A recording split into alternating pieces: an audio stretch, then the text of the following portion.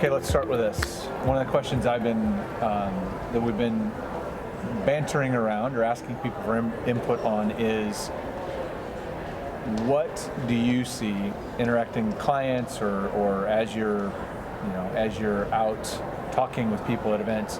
What do you think what are the main challenges right now that you think is making it exceptionally hard for organizations to engage employees? Like what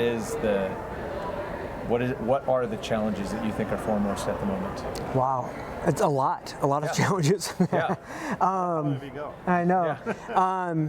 I think part of it could be because of the ultra low unemployment, which is a unique trait right now in our time of our history. They're super scared to push employees for performance, and so then what happens is people who are bad performers tend to continue just to go about being bad performers, and if you're a good performer and you see that frustrates you, and so you're not holding people accountable, and people are like, oh well, but I don't want to be micromanager, I don't want to be that. The reality is good performers want to hang with good performers, and they also push for good performance. And I think our leaders are so afraid to push for performance because they don't want someone to leave. Right. Because that bad performer or that average performer is potentially better than no performer. Right. And I think, and it's a unique place and time for that. Yeah. But to me, that's a huge one. That is. Yeah. I think that plays really well into succession planning.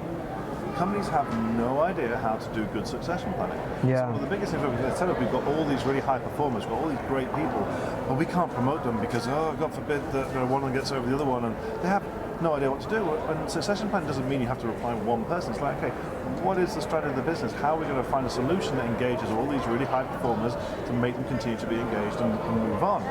And so that plays exactly to your strength. You've got all these people that want to do something, but companies a lot of the time are reaching out to us and saying, okay, how do we actually succession plan this and org design it so that everyone can stay engaged for longer, because we can't keep promoting everyone. Yeah. And also employees need to realize that as well. And that's a conversation that needs to be a two-way street. So look, it's right time, right place. A lot of the time, you keep doing what you're doing, you are the right person, the right job for the right place. But you can't make it happen all the time. It's always acquiring. Yeah, I think in most organizations too, we know that like 20% or 10% or 15%, if you're lucky, right, that are going to be your best performers in the organization. And we keep telling people you got to take care of your best performers. At the same time, pay equity and all these things are playing into it. And they're like, well, I really can't take care of my best person. And then the best person takes off, and then they get 3 crappy people to try to do what the best person was doing. Like, no, truly take care of your best people. Right. And that, and that should help, Right. Correct me if this is a big good banter point here. Yeah. In the US, you've got corporations, they do look after their top employees, but the top employees are already engaged. And majority they're a top employee because they're engaged in what they're doing, and they should be getting the rewards naturally what they are.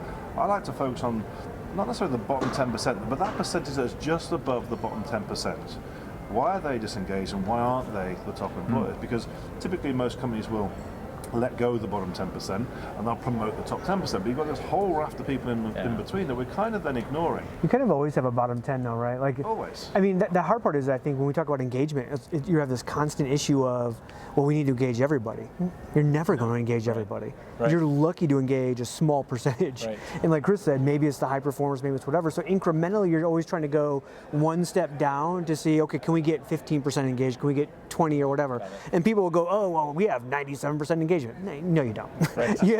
I don't know what measure you're using, but it's not that. Yeah. And it's never going to be. Yeah. So you're right. It's difficult to try to, like, each time is like, how do we continue to get just a little bit more engaged? And if we have our best people engaged, that's all we can hope for, I think. And the other thing is, companies are also always trying to outdo each other with the next benefit, the next perk.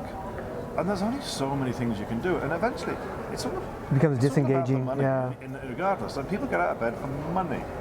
And I know there's loads of studies that talk about, if you give them gifts rather than money, that it's more engaging. No, I get out of bed in the morning because I know exactly how many dollars I'm going to earn at the end of the month. And if the dollar amount does not equal the engagement amount, it does not equal the reason why I joined the company in the first place, then I'm not going to come to work for that company. Sure. So it's one of the hard things that I struggle with at WorkHuman, is because there's still a lot of old research out there that says money is not the primary motivator of why somebody stays at a job or whatever it might be.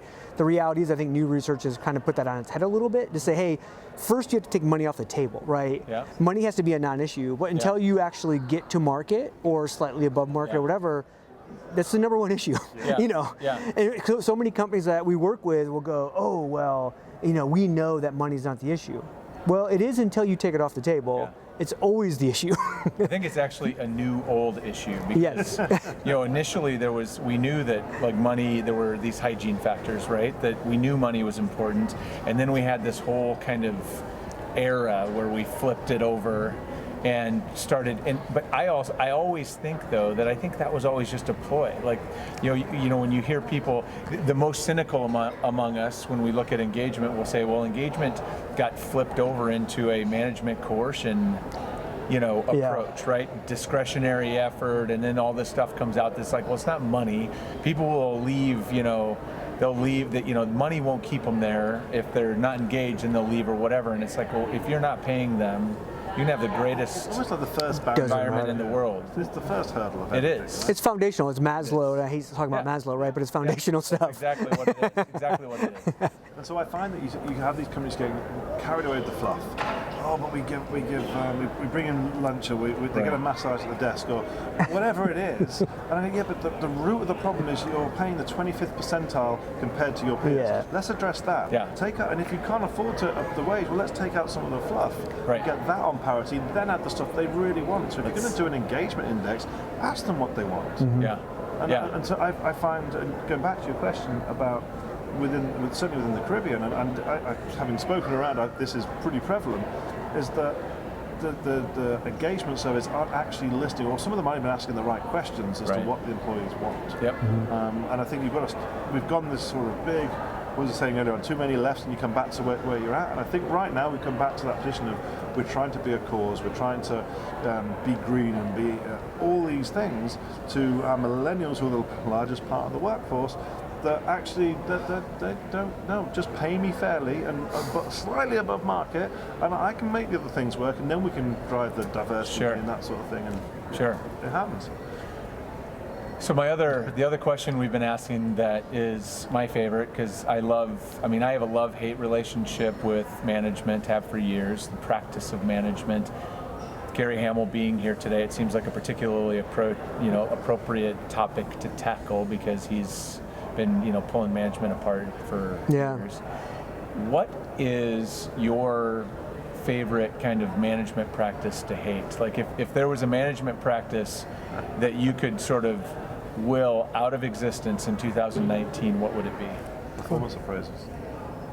The archaic way of doing performance appraisals.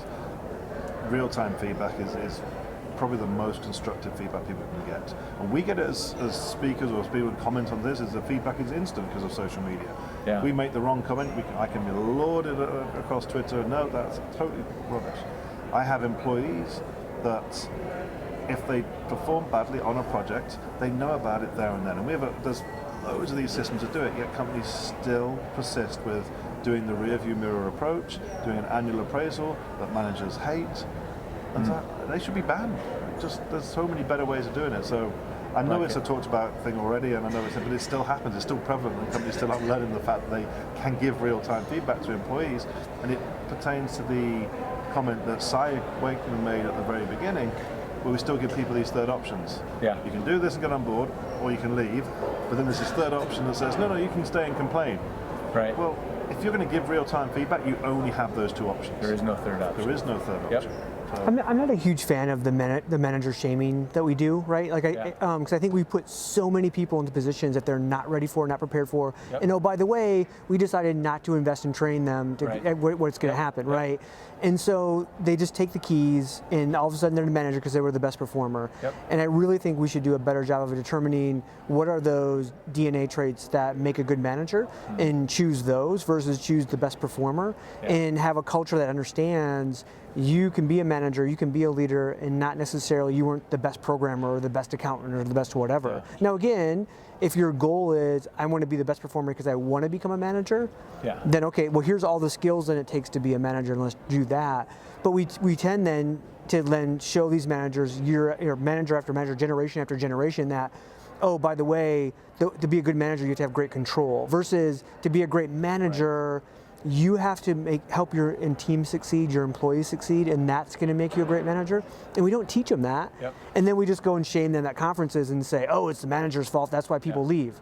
No, it's, I mean, that's obviously an issue, but like, can we stop doing that and start helping them, you know? Totally. I love that, because, and I think we've talked about that before, and I've heard you say that many times, and I agree. I think an engagement does a ton of that, the manager shaming. Like, it's, people don't leave companies, they leave managers, which I think is nonsense. It almost becomes all manager shaming. Yeah. Like, oh, we just had better leadership, then we would be better engagement, and you're just like, so your managers suck, and yet, what are you doing to help them? We're taking people that are ill-equipped, putting them into jobs that are poorly designed to execute against, what they're being expected of. It's like it's a losing situation. It's some of the hardest like personnel decisions I've ever had to make in my career was to say to a top performer, you're not going to get the role to be the director or to be the VP because ultimately the people, the team, doesn't see you as a leader, they see that person as a leader, and they might be a good above average performer or whatever, they're not the top performer.